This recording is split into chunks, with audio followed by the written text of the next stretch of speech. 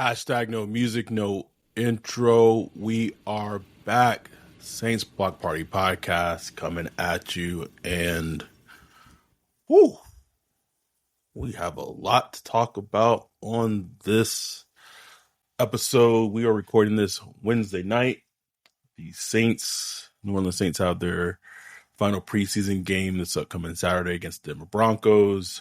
Adam here, joined with my guy, Ryan, aka Wolf, and like we gotta talk about it right the gate, bro. We gotta talk about it. Colin Sanders traded for backup center Luke Fortner. Luke Fortner, baby. That's happened. The news of the day. Happened right after. Right after the game. If you're watching this on YouTube, please like, subscribe. Please. Put in the chat, a goal of getting 10 super chats. We'll see if we'll get there. But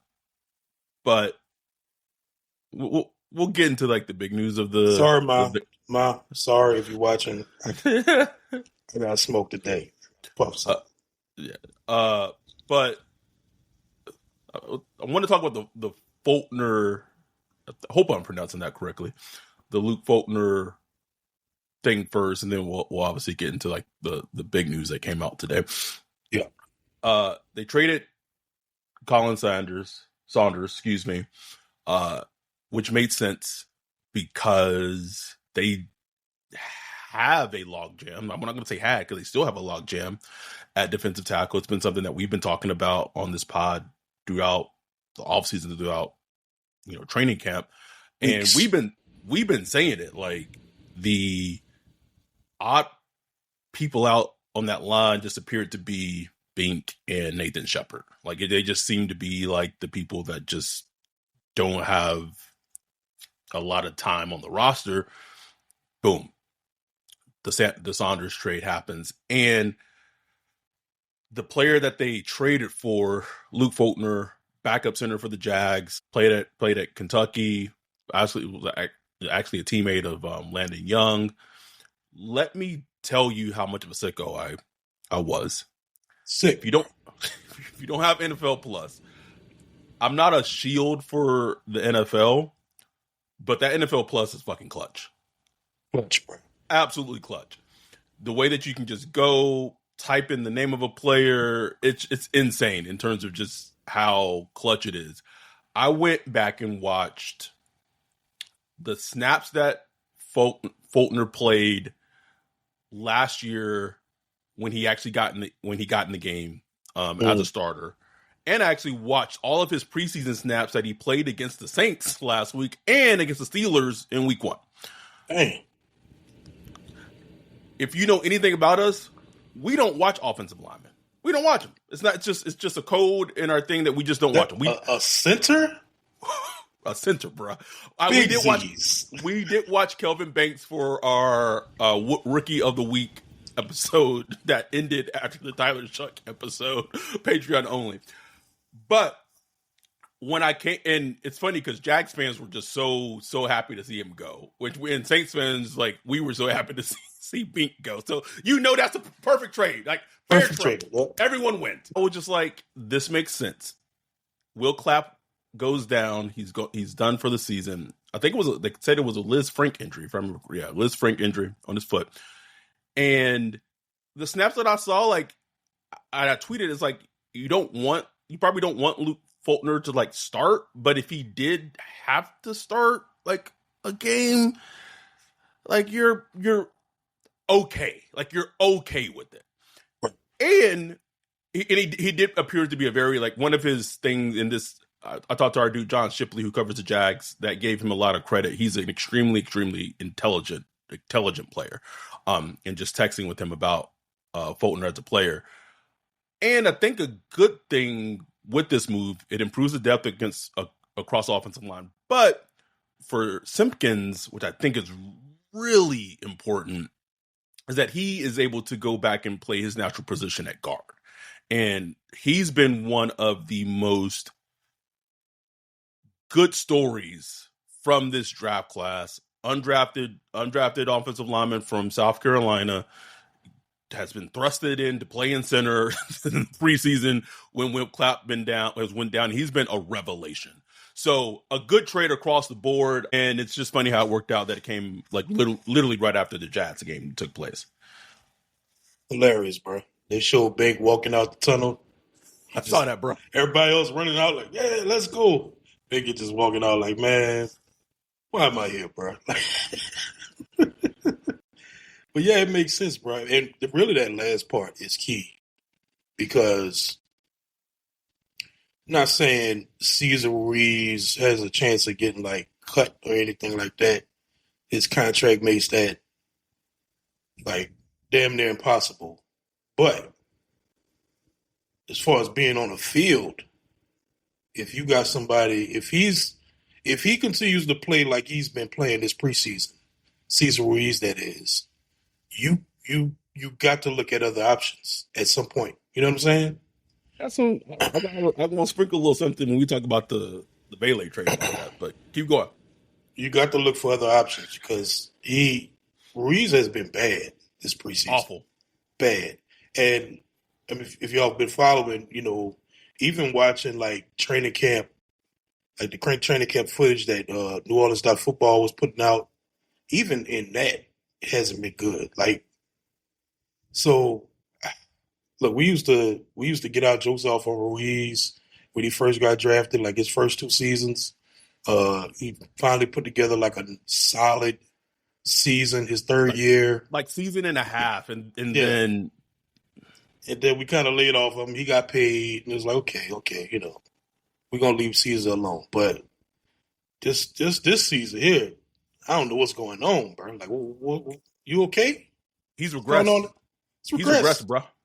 It's regressed, man. Like badly, man. So we'll see how that works out. Huh? Thank God it didn't work out.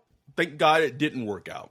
But if you remember, part of the perimeter of the Mr. 22 trade was that Caesar was going to be included in that trade.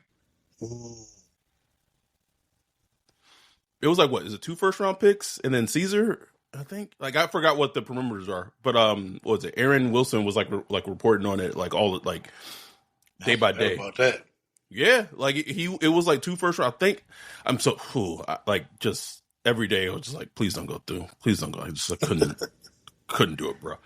But like he was like, and I remember like Texas will get like a starting good like offensive line. Like he was like part of that trade package that was going to go to Houston. Had the Falcons and the Browns like not stepped up. So the regression has been real for him. I just hope, and this is where I kind of want to see like the true testicular fortitude of Kellen Moore is I want to see Simpkins with the ones, bro. Like I want to see it, real man. Like, we're not gonna see it in the final preseason game against the Broncos, but like I just want to. It would be good to see like a look to see like does he belong? Like can he hold his own? Because you already know what it looks like with Caesar, and we'll get into it when we talked about the quarterback battle, but all this pump and circumstance being brought up about like, this third preseason game, like this third preseason game is going to be the deciding factor. Like these players have shown you who they are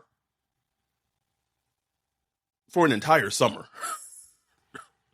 Like at this point, coaches absolutely know. They know.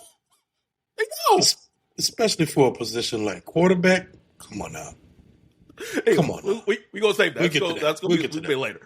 So the big news of today that everyone in the tizzy, Saints get some juice and they get a much needed position. They trade for Devaughn Vele, former Denver Broncos wide receiver, giving up a 4th round pick and a 7th round pick to trade for Devaughn Vele. From the Broncos. From the Broncos.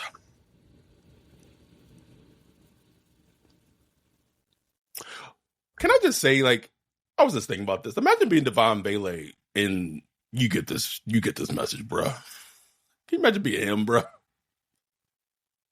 Man, Broncos cooking. They got a little, got a little juice. Might be low key a Super Bowl contender, bro. Yeah, they're right there.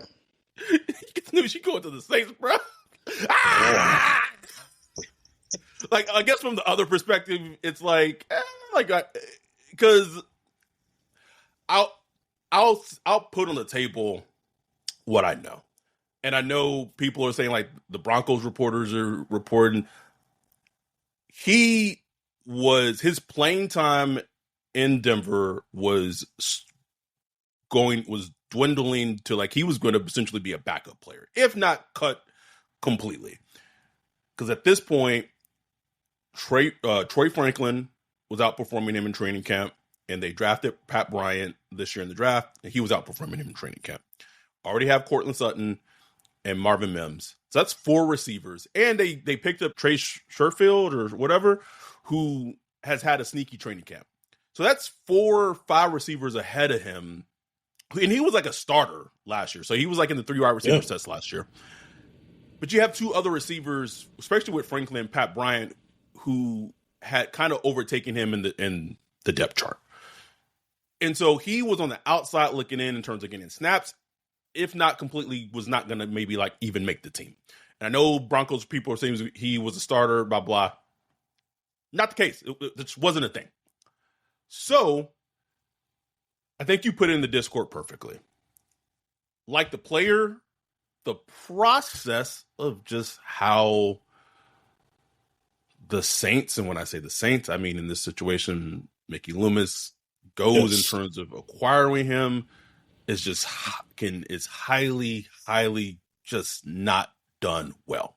Because I can report on this podcast, the only things, and I think Underhill reported and Jeff Duncan, like the reason why it was just the pick was so high was because of the there was like other competing teams.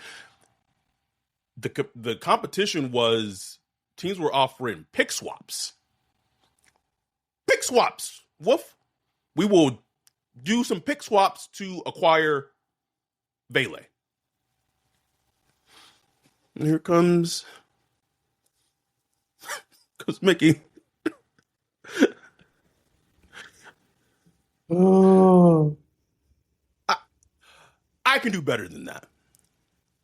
And so in totality, it's one of those moves where I was like, Vele on this team and this receiver room makes sense. Like, he gives this receiver room something that it desperately needs, size. Like, that play in the red zone, I don't know if you saw it. Maybe you had left at the point, or maybe you didn't. Or that fade that Rattlers tried to throw to, I think it was like Pettis in the red zone. Or whatever. Like, a player with Vele, that's maybe a touchdown. In terms of. So it's something that the wide receiver room has desperately been needing. And I think for them, meaning the offense, and I know that the front office has been wanting a player that could be a consistent chain mover on third down, bigger body, whatever. So, and for that, they were able to accomplish that. They've also trying to put out we're probably going to get a 4th round comp pick for Paulson Adebo. So what is it really, this 4th rounder? I like the player acquisition. I'm fine with that logic. Just how they went about doing it is just pure more. Oh boy. Every time, bro. Always with the Saints. It's never you could just be like, oh, hell yeah. It's always like, oh, cool. Oh, what? Because I swear, somebody got traded earlier, like a Vikings defensive tackle or something. And I was like, I put in the Discord. I was like, come on, Saints, do something. Then I left, started cooking dinner and stuff like that. Finally ate, sat back down, pull up Discord going, just crashing out. I'm like, what is going on? And I just saw that we got Vele, I'm like, oh hell yeah, man! I like Vele. I watched the Yeah. Broncos last year. I was like, oh man, this is cool. And we gave up a 4th and a 7th. I'm like, what? When he was drafted in the 7th round last year. What? And you know what? And I remember him being an older prospect. Yeah. Hey, I was 27. I was like, God 27. damn, I didn't know it was that old. Nigga almost 30. Woof. Boy, older than Shep. How hard it is to be older than Shep. I was having AARP meetings right now, bro. Like, whoa, what's up, brother? It's like, I was like, oh man. So it was just another one of those situations, like most Saints trades, where you kind of conflicted, where yes, you're excited about getting a player, you're excited about this and that, but you're also like, man, what were they thinking? Like, giving up. First of all, like a 4th round pick, not a big deal for me. Like but the Saints, depending where they pick, that could be like the 101, like the 101st pick in the draft. Like yeah, it could be a top 100 pick. That's like a decent pick. You know what I'm saying? Still, I'm not tripping about a 4th, but the process of a 4th for a 7th round pick who was a 7th round rookie, who the big thing is for me, like the biggest issue with this trade is the kid has had chronic knee problems. There it is. Since he's been with the Broncos. He's barely been able to practice at training camp, missed all the mandatory minicamp. Even Sean Payton said, I tweeted the article out where he was saying it's just one of those things you just got to manage throughout the year. Like, this is one of the things that just you're going to have to manage throughout the season where, he has like a knee maintenance type of thing. You know what I'm saying? And I'm sure that was a big, part of the reason why they would try to bring in people to compete against him and, right. ship him out, because he's 27, so he's not like a 21 or 22-year-old player. 27-year-old player with chronic knee issues. So, okay, is this guy going to be like a part of my future 3 years from now? You know what I'm saying? So from the Broncos standpoint, it's like, shit, let me get what I can get right now. From the Saints standpoint, it makes complete sense to just get somebody to come in and help you at a place of need, but I'm like, just like y'all couldn't. What's the 7? What's the point of the 7th round pick? Like, what? And part of me's like, y'all couldn't do a conditional. Y'all couldn't do a conditional, bruh. Y'all couldn't throw some. Okay, if he catches 800 yards, it goes from a 6th to a 5th, or a 5th to a 4th, or something. Because it's like, okay, if he produces, then it's like, okay, we don't care about him before. You can't. Y'all couldn't even work that out. Like, seriously. Mickey's trash, bro. Mickey's so trash. Trash, bro. The amount of laughter that is happening in the league right now over this trade. Talk about it, bro. I'm not gonna talk. I'm not gonna talk about it ad nauseum, bro. Because I'm not. But when I said on this podcast, what was it, 2 years ago, 2.5, 3 years ago, that the Saints are laugh, and I even think at this point it's not even like the Saints are the laughing stock. It's just like Mickey Loomis makes them the laughing stock at this point, because it's like it's the process. Like if we came on this podcast and said like, oh, the Saints acquired Vele for like a conditional 6th round pick or conditional 5th round pick, I think that changes the conversation. But it's like to just give a 4th and a 7th for a player who's 27 with the chronic knee issue. And here's the thing, like, yes, there was competition in the league to try to other teams to try to get him. Like the Niners, I can say that out loud, was another team trying to get him. But like what the Niners were offering was nowhere near close of what y'all like gave. So it's just like those are the things when you're dealing with other business people, because this is it's a business, like, and when you do these things that are like business moves, people are like, man, are you dumb? Like, are you dumb? Like that's Renee had asked this point, and I'm trying to find it because it's a good question. I wanted to like address it. Basically, it was him asking, can't find it.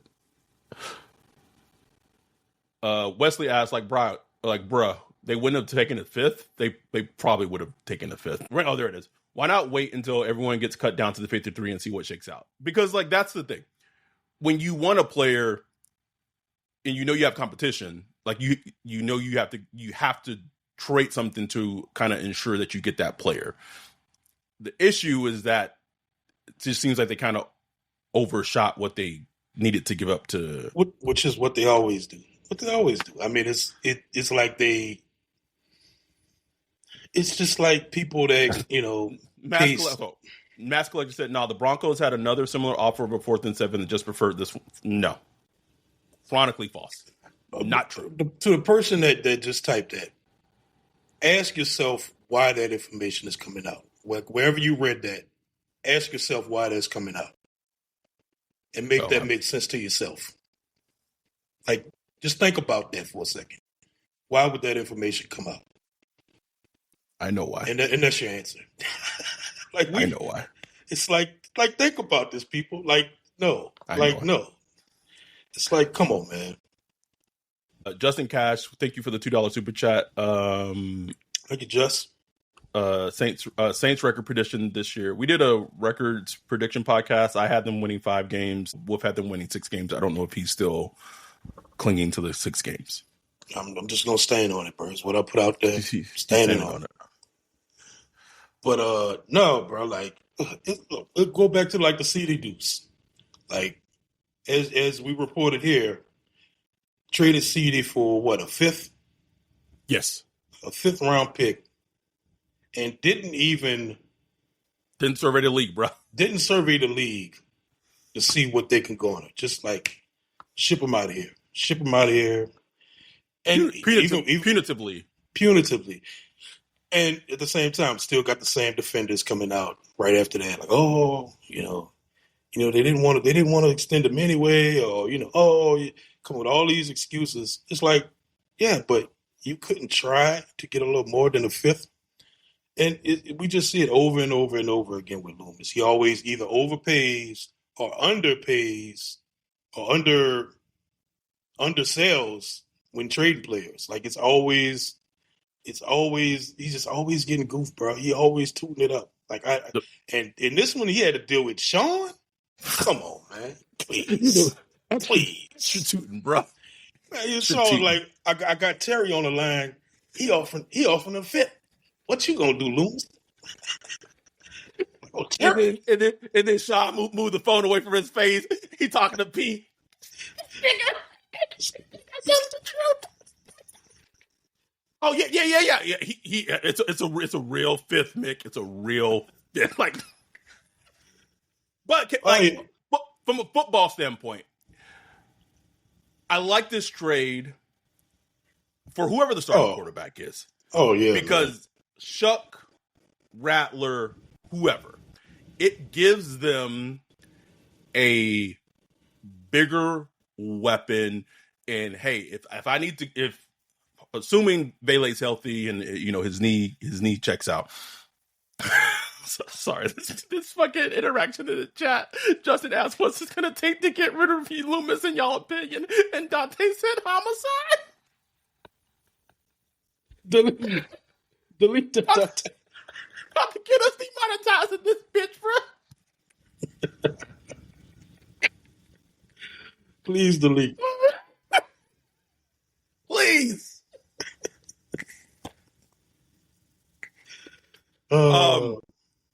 But I like the wide receiver room a lot better. We can bitch about the process. And it's terrible. Whatever. As Vele is healthy, I also think it helps with if the offensive line can open some holes. I think it helps with the run game too. Oh yeah, as well. Oh yeah. Man. I pulled up what I could before coming on here, just watching his snaps with the Broncos last year.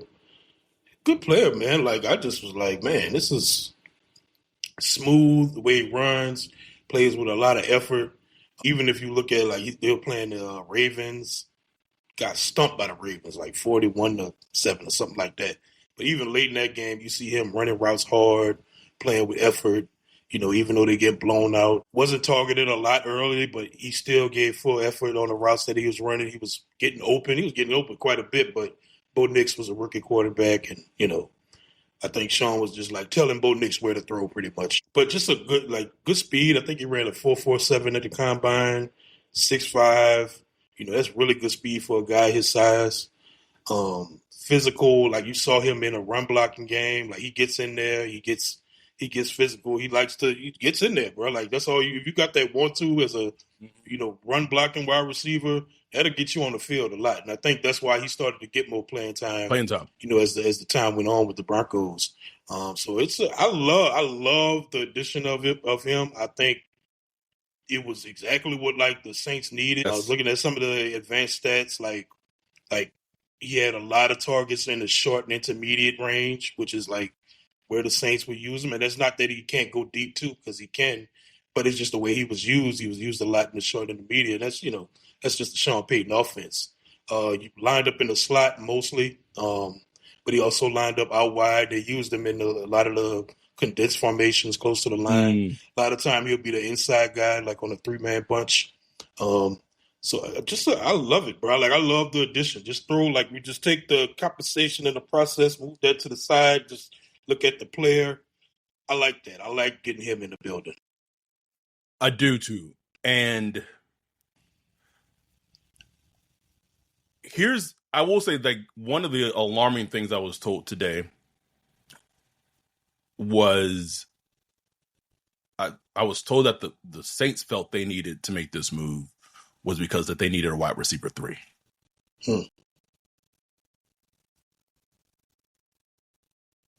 We all know that owning a small business means you wear many hats, but sometimes you really need an extra pair of hands. Upwork is how good companies find great and trusted freelance talent. With more than 2 decades of experience, with the simple and ambitious goal of pioneering a better way of working, companies at every stage turn to Upwork to get things done and find more flexibility in staffing key projects and initiatives. They access a global marketplace filled with top talent in IT, web dev, marketing, and more. Posting a job on Upwork is easy. With no cost to join, you can register, browse freelancer profiles, and get help drafting a job post or even book a consultation. From there, you connect with freelancers that get you and can easily hire them and take your business to the next level. Visit Upwork.com right now and post your job for free. That's Upwork.com to post your job for free and connect with top talent ready to help your business grow. That's UPWORK.com. Upwork.com. Which is something I've been kind of. I'm like, it's been on your radar, bruh. Where's Brandon Cooks? Your radar. Where is Brandon Cooks? And what's been weird to me, did he play? He didn't play in the Chargers game.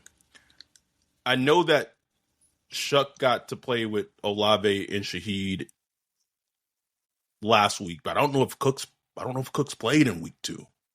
I don't think so. So it's like, I could be wrong. I don't think he did. So it's like, why? So yeah, he didn't play last game either. So it's just like, where has he been? I don't know. So if the team felt like they needed to make this trade for Vele to have a wide receiver 3, where's Brandon Cooks fall on the depth chart? Is he, like, to me, is he wide receiver 5? Like at this point, because like Mason Tipton has outperformed him this entire summer. Yeah, man. And look, and they pay, bro. I did not realize it until Greg Rosenthal's tweet. Like, paid him $7.7 million guaranteed. 7.7. And how old is Brandon Cooks? Like 33. And there was no competition for him. There was no competition for him. No competition for him. And we came out and defended that move, bro. We defended it a lot. And a lot of people were like, ah. So, like, for people who say that we're the always the negative podcast, and we came out and defended that move because it made sense. And that move is appearing to be a very bad move that they made. Hashtag thank you for your service. Another one of those, just veteran free agents that come to get that last little payday, But, in totality, like when you look at, Chris Olave, Rashid Shaheed, Vele, Cooks maybe, Mason Tipton. Okay. Got a little wide receiver core there, Got Jawan. You got Jawan in there. Now I'm talking like offensive player. Jawan, AK, Kendre. Okay. Wesley said Cooks played in the Chargers game. Shit, did he? Did he have a catch? I just can't remember, man. Man, I was at the Chargers game and it didn't seem like he played. Yeah, you know what? Yes, I think he did. He sure did have a catch, didn't he? Yeah, he sure did. One thing I will say that from this trade that I've been told that could be a negative impact is that there may be not that it's not known, but there could be a sense around the league that it's open season for a certain GM on airline.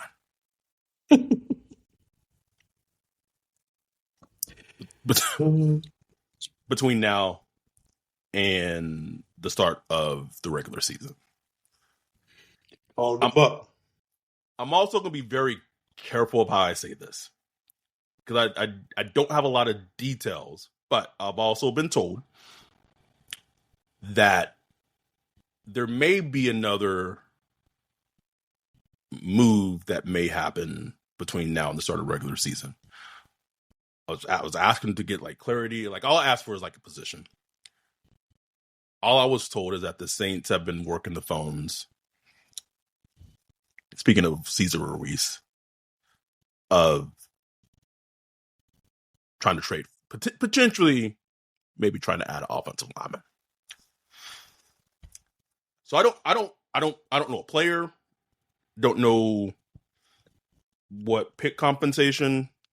But all I'm going to say is that if this, and so obviously it would probably be an interior offensive lineman. If this team trades a top 100 pick for an interior offensive lineman, bro, when you have 4 first rounders and a second round pick, the crash out on this podcast. I can't take it. The crash out I will have on this podcast will be insanely epic. Like if they trade like a third, and I'm going to be clear, I've not been told that. All I've been told is that they've called teams for offensive linemen, and I'm to be fair, I'm sure every team at this point is calling a team for offensive linemen. Yeah, but because of what happened today. Because Loomis is loosey-goosey, it's like there's this potential, like he's our starter interior guard, but would you give us a third for him now? It's like, oh my God, and it's like we've been saying that for weeks now. We was like, man, look, we expected the Saints to go out and do a little shopping, as we get closer to cut day. But it was like, keep it between the 5th and 7th picks. What I kept saying, Wolf, I said 5th to 7th, Wolf, 5th to 7th. And here they go. Now, the 7th round pick they did give up is a 2027 7th round pick. So it's like, okay. I'm not tripping about the 7th, but just the 4th is like, anyway, they go. Joseph Peters, thank you for the $4.99 super chat. How do you guys want to see the RB depth chart to shake out? I mean, AK and Kendre obviously are RB1 and RB2. Mm-hmm. I'm keeping Velus Jones on this team somehow. Yeah, I agree. And then I would say Clyde, because he's just probably trustworthy and like blitz pickup and just like doing. And he showed a little bit like breaking the tackle, little wiggle, breaking tackles, and then physicality, and keep Cam Akers, get him away. Speaking, I mean, the Broncos preview, like this is gonna be a huge game for Devin Neal. Huge game for Devin Neal. Is he gonna play? I don't know. I mean, I was listening to Keller today, and it sounded like he don't even know if Devin is going to play. But he's back. He's back at practice at least. I mean, practice squad maybe. Probably more than likely, I would guess. Yeah, he'll be fine. I know people like to think, oh, he's gonna get snatched up, but he ain't getting snatched up. Ain't nobody snatching up Devin Neal. Bruh, I was watching that Bengals Commanders game, seeing fucking Bill Merritt, bruh. Shit had me hot, bruh. Beal, the running back. Bill Cross Merritt, whatever. Yeah. they drafted in the 7th round, bruh. Just looking good, bro. Nigga, he ran with so much speed. I was like, get out of my face, bruh. Yo, y'all find? Like, remember we used to find those guys? Yes. Every year we used to find one of those guys. Yeah, Jacoby. I mean, Bill Krosky Merritt. I don't know why he likes to go by Bill. But, Bill, we did like the last the most random thing ever. They call me Bill. Bill. It's Bill. It's so weird. It's like he's taking away like all of his like inner niggerdom. Like, no, it's not Jacoby. It's not Jacoby. Apparently it was like an inside joke when it was young. Oh, okay. Like, we just gonna call you Bill, and it just stuck with him. So weird, bro.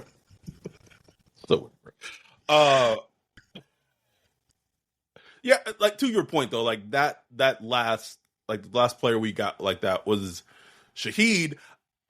It wouldn't be the same juice like that, but I think they might have something in Shipkins, which I want to see them give him an actual shot. Like I don't know. No, but I think that running back you laid out, Alvin Kamara, Kendra, Velus Jones give you some special teams work. Then Clyde Edwards-Helaire. I think that's a fine running back group. Obviously, Kendra is all contingent on health. But he's made it through this. He's made it so far, man. Bro. Shout out good for him. Playing hard every week. We bust. I'm telling you, man. He's been so close to like busting one too. Like with just bad old line blocking. Bad old line blocking, but he just get one more block. Like he's so close to busting one open, and I'm waiting to see it. I would not play him on Saturday. For real. Like, for real. I would. You made it 2 weeks, bro. Wouldn't, bro. Chill, bro. Just run the hell out of Cam Akers. All right. We are going to take a break and listen to our dude, Bajan's Precious Works LLC. And after that, we will come back and talk about this QB1 battle because... Interesting thoughts. So be back right after this message.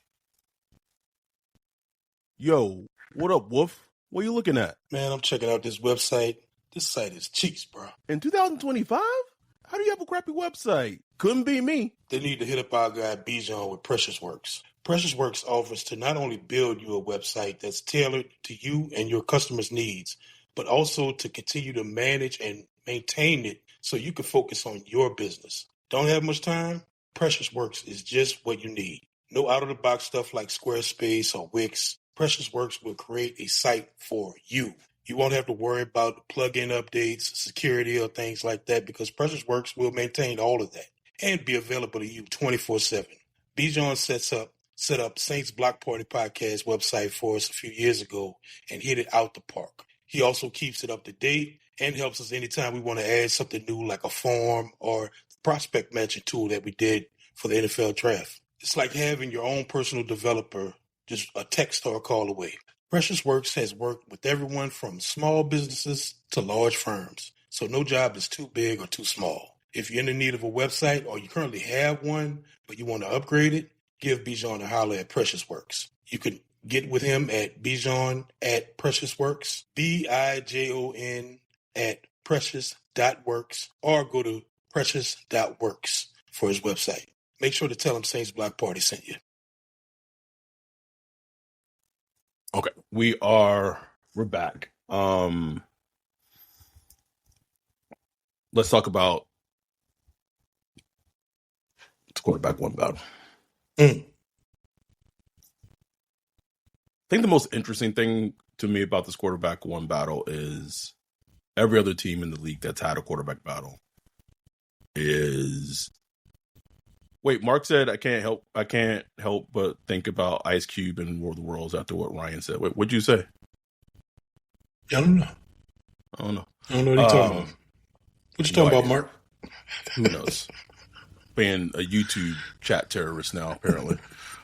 It says you have Riverside open in another tab. I asked you to close it. Yeah, I closed all of them. I don't know. Oh, okay. Go away. Is that every other team in the NFL that has had a quarterback battle has been announced who the starting quarterback is. And the Saints have not decided on that yet. I tweeted this on a thing 3-4 days ago now. And I essentially said, people, and I said this early in this podcast, this third preseason game is being given as they need to take this third preseason game to figure out who the quarterback one is.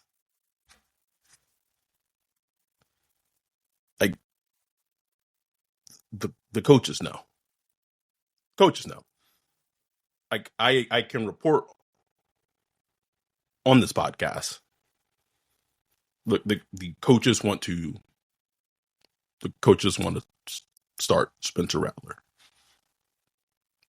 But you have office politics at hand, and when I say they want to start him, it's just because throughout the summer, I'm not going to say he has outperformed Shuck in every practice, but if you just were to do a tally of all the practices, Rattler has outperformed Shuck majority of those practices. And so, but when you have politics involved, where you have a GM who was involved in the selection of Shuck, you drafted where he was drafted, and you have the PR that if that quarterback is not starting week one, you already know what Saints Twitter is going to be saying, bro. If they've already, it's already started. Already started. Waste of a pick. Why didn't you just take Shador? Take Shador. That pick could have been used on another skill position. Mason Taylor. That conversation is already starting to happen. So they're extending the quarterback battle to it doesn't feel like, I know what it is. They're trying to give Shuck this third chance to runway. Just more runway. To win it. Now, I will say some of this is on Spencer, because if he had performed the way he performed in the game against the Jags like he did against the Chargers, then I think that decision would have already been made. But he didn't. He didn't perform. He was uneven. He didn't perform that well. And so that runway is being given to Tyler Shuck. But people keep thinking these decisions are being made strictly in these 3 preseason games. There's been a whole training camp. There's been literally a month plus of practices. So it's going to be interesting to see how it plays out. I still think they're going to name Tyler Shuck starting quarterback week 1 when it's all said and done. Just because I think just because of the politics involved. Yeah, man. I mean, that's one of the most interesting things I'm waiting to find out, because it's going to tell so much about Kellen Moore and his testicular fortitude, as you said. Like, staying on business, bro. Like, for him, Tyler Shuck is his guy too. Like, he's it is 100% handpicked. So I'm sure part of him wants to see him.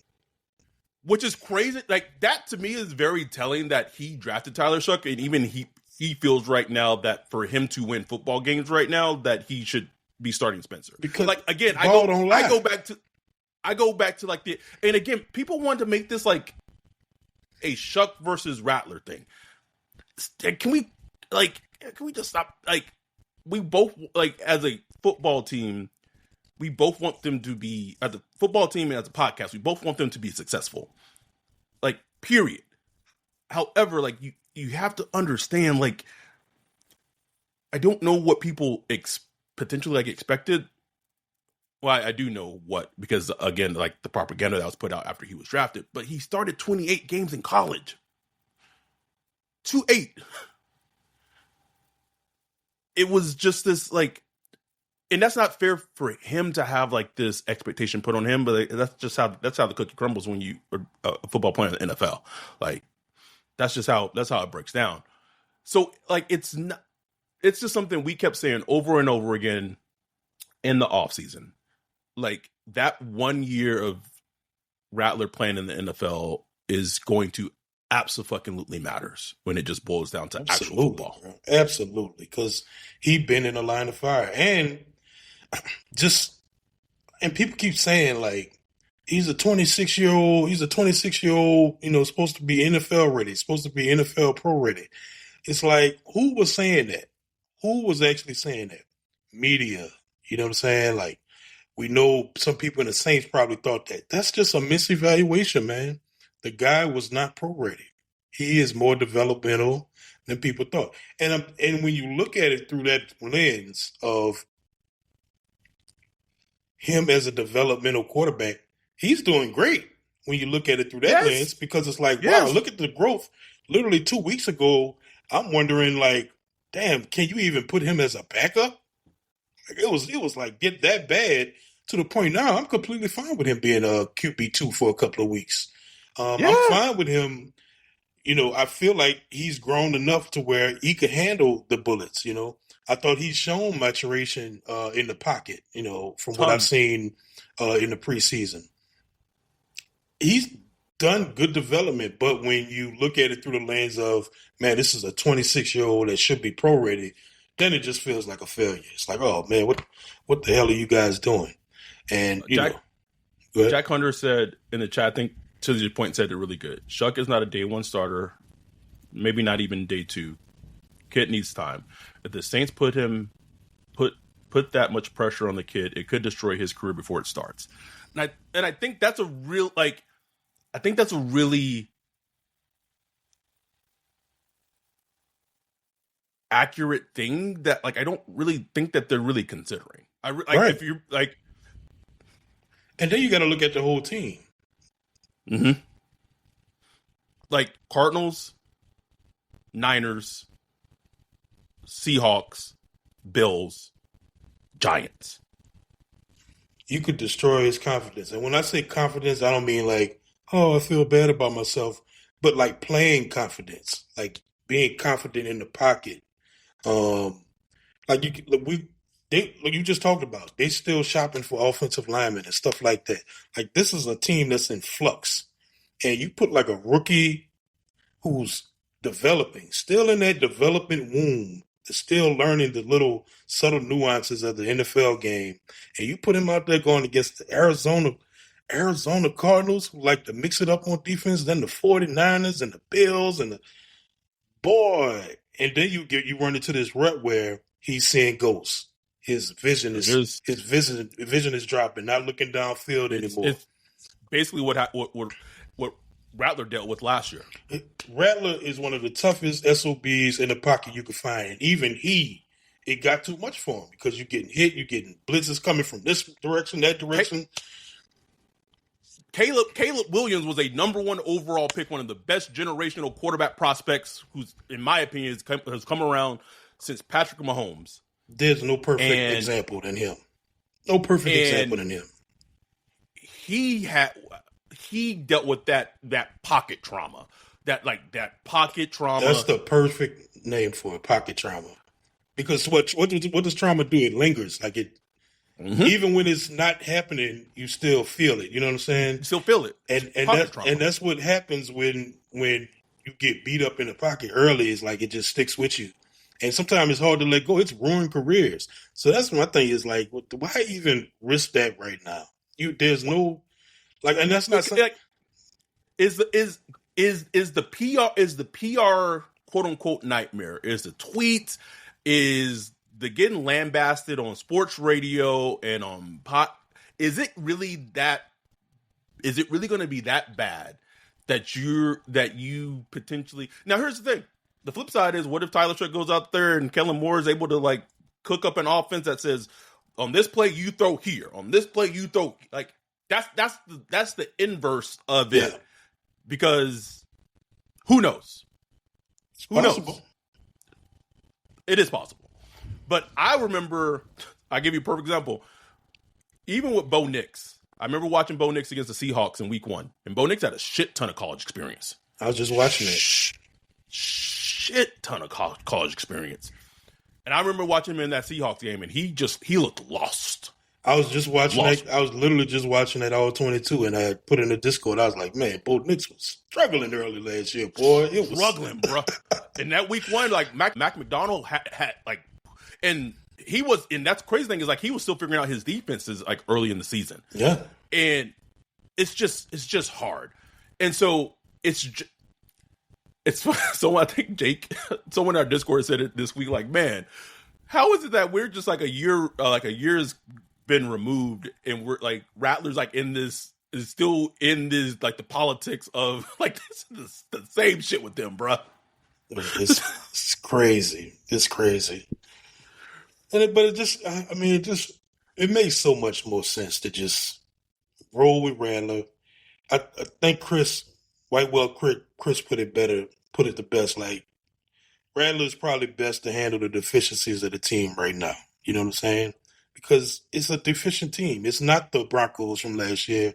They don't have a stud defense and all this stuff going forward where you could kind of babysit, a quarterback. You just need somebody. And that's not to say Rattler has all this ability to carry a team, but he's somebody that just, unfortunately, he could withstand those bullets. We know he could do that. You know what I'm saying? And it might be somebody you need at least while you get Tyler, while you get your roster settled, while you figure out who's my offensive line going to be. Trevor Penning, he's still on the mend. When does he come back? Once you get all that settled, and then you could take a look at the landscape where Rattler at, has he been winning? How's he been performing? Then you could say, okay, when is the time I could put Shough in? Is he ready? I don't see what's wrong with that process. Like that seems like a smart process to me. I don't know. I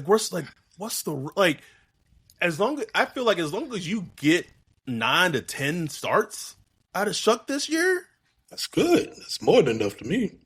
So you can evaluate him. Like, what is Drake May started after week 4, week 3, week 4? Was it week 4? Or I thought it was later than that. I think it was week 6. Yeah, I think it was week 6. And they found out with a bad team, a very, very, very bad New England Patriots team. But they was able to see enough from him to be like, okay, we like what we see. Let's keep moving forward and build around him, I don't think this would happen, but Wesley said, with Mickey forcing Shough to start and having him be so bad that he's benched by halftime against the Niners, which is week 2, be enough for Gale to have seen enough. That would be. Do you know how that's a risk though? That's a risk. That's a real risk.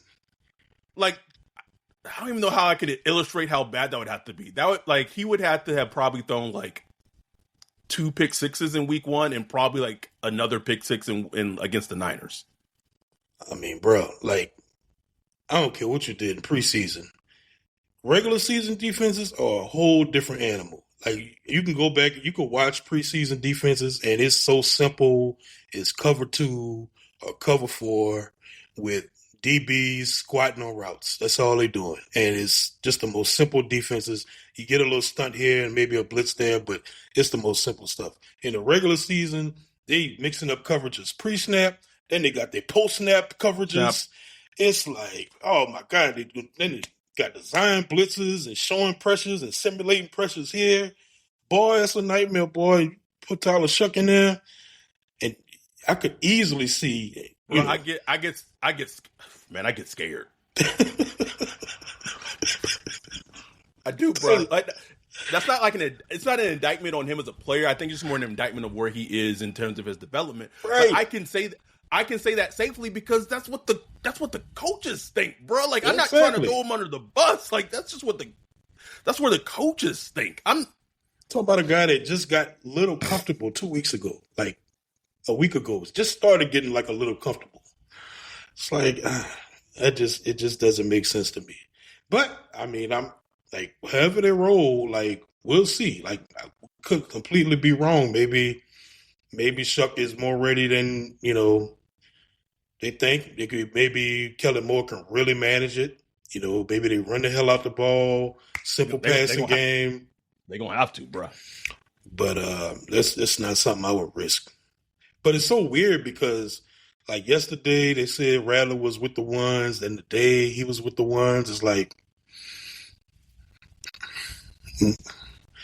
what is happening here? Like, what is exactly happening? Weird, Wolf. It's so weird. Like, I feel like they want, like, I really feel like they want him to have, like, they want Shuck to have, like, this great, when I say they, I mean Mickey Loomis. They want him to have, like, this great third. Like, it's weird that they're even playing, like, that preseason game should be Jake Hayner extensive, bro. Get Decker, 100 Deckers in there. Shit. Like, anything, speaking of preseason, we're just, as we're wrapping this up against the Broncos, like, the Broncos are going to play mostly, like, mostly, like, low second stringers and third stringers. But the Saints are gonna play Shuck and they're gonna play Rattler in this game on Saturday. Now what support will they have? I don't know. Like, will they play Chris Olave, Shaheed? I doubt it. Then it's like, okay, how much are you getting out of that then? If you're just playing Pettis and all those guys. I don't know. Is Vele playing on Saturday, bro? I don't know. That's a good question. I want to find more about, like, how is his health? Because it's is that nigga gonna pass is he gonna pass a physical? Right. And the thing is with his issue, I think he's like he's healthy enough to like pass physicals and stuff like that, but like just gonna need that little rest time. Like, probably gonna see him on that injury report every week. DNP on Wednesday, then limited on Thursday, then full practice Fridays. One of those type of things. It's gonna be interesting, bro. He on that Ram regimen at the end of his career, bro. Damn, second-year player, bro. But look, compensation aside, dude, not even making $1 million this year. Like, not even $1 million, like $900K this year. So getting a player for nothing monetarily, even though you gave up 4th round pick. What do you want to see out of this? I know a lot of second stringers, third stringers for the Saints are going to be playing, but what do you want to see? Oh man, just everybody to finish healthy. Healthy, please. Could see if as much as Shuck plays, continue to show that growth, man. I want to see the growth. Show me a little something. Show me to continue growth in the pocket.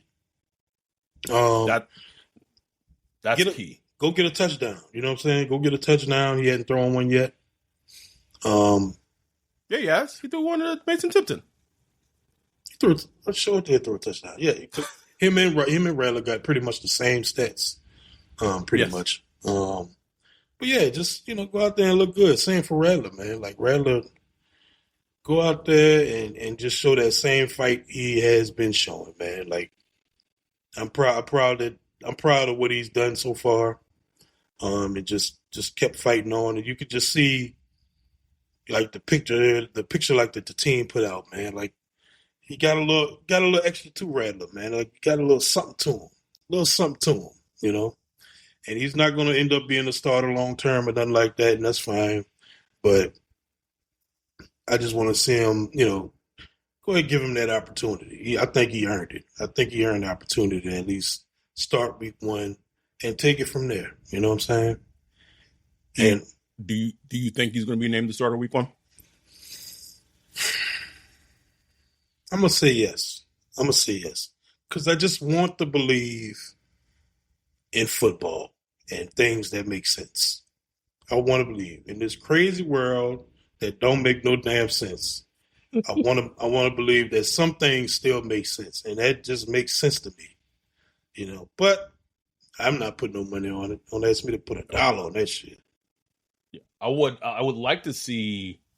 So we'll see if Fultner gets like the snaps at center, but I want to see if hashtag not a simp is going to get some run at right guard. Please. And if so, how he looked. Because if he looks as good or as decent as right guard as he's been looking at center.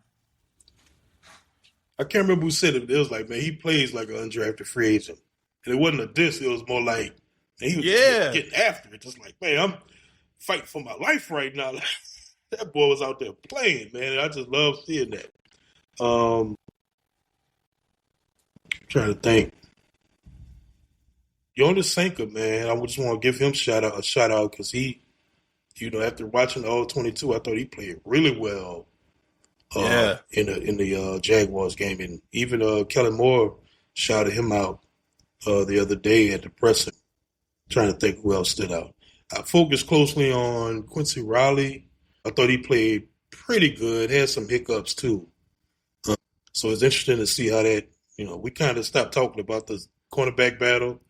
Yeah. That's still kind of it's a shaky position, trying to see where that ends up. If I were to guess, this is just strictly a guess, I would probably guess that probably Yadam would probably be the week 1 starter if I were to guess. I could see that. Jake said him emerging as a third safety is huge for that Staley defense. Huge, bro. Huge. Yeah. It's just gonna be one thing that's gonna be fascinating to me is just preseason games on Saturday, and then I think the roster cut down to 53 has to be done Tuesday. Yes, Tuesday. So like that period. We've already started seeing so many moves like that. It's gonna continue to happen. I still think this team is going to be active. Like they've already made 2 moves. I still think they're going to be active with the waiver claims. This team may still have a trade or 2 in them. You just gotta hope. Just gotta hope. That's it. Leave it at that. Oh,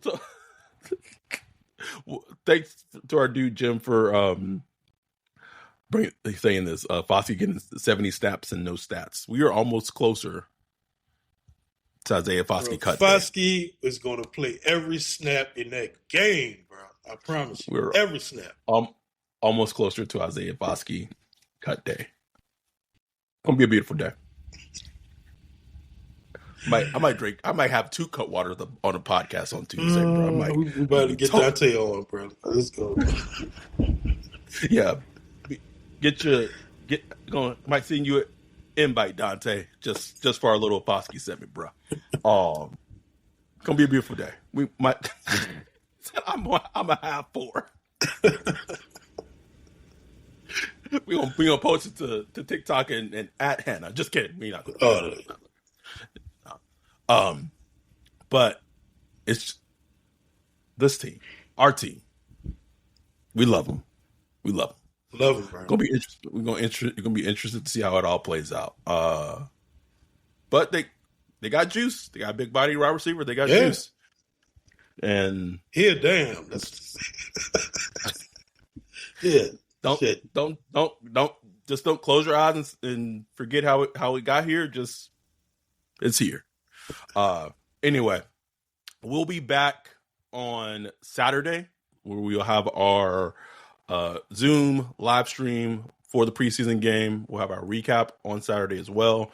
And then we will immediately come back on, not immediately, but we'll be back on Tuesday talking about the cuts, roster cut down. And then we'll probably have to come back on Wednesday because then there'll probably be like the claim day where they claim players and all that. So it's going to be a lot happening these next couple of, like, this week, next week, as the season is on its way. And then we'll probably, I'm sure it'll be announced at some point who the quarterback one is. So, Broncos fan for life said, just joined. Y'all got a good one. I was shocked. Thanks, Broncos fans for life. Thanks. Appreciate y'all. Broncos fan. Pretty sure Devaughn Vele does not feel like that right now. I'm pretty sure he's shocked. But anyway, we appreciate y'all. We love y'all. Wesley said that Vele DNP knee Wednesday before the Cardinals game is going to send me. Oh, shut up. Shotgun to the chest, bro. Oh, man, because I can see it, bro. Oh, my God. My team, no. Anyway, appreciate y'all. Love y'all. With that, we are out. Peace.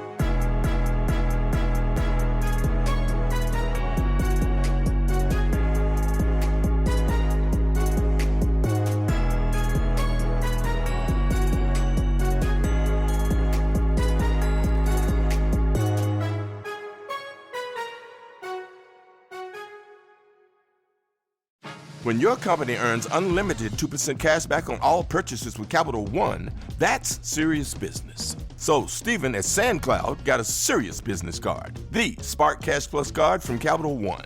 We used our 2% cash back to help build our retail presence. Savvy, Stephen. And we get big purchasing power, so our business can spend more and earn more. The Spark Cash Plus card from Capital One. What's in your wallet? Terms and conditions apply. Find out more at CapitalOne.com/SparkCashPlus.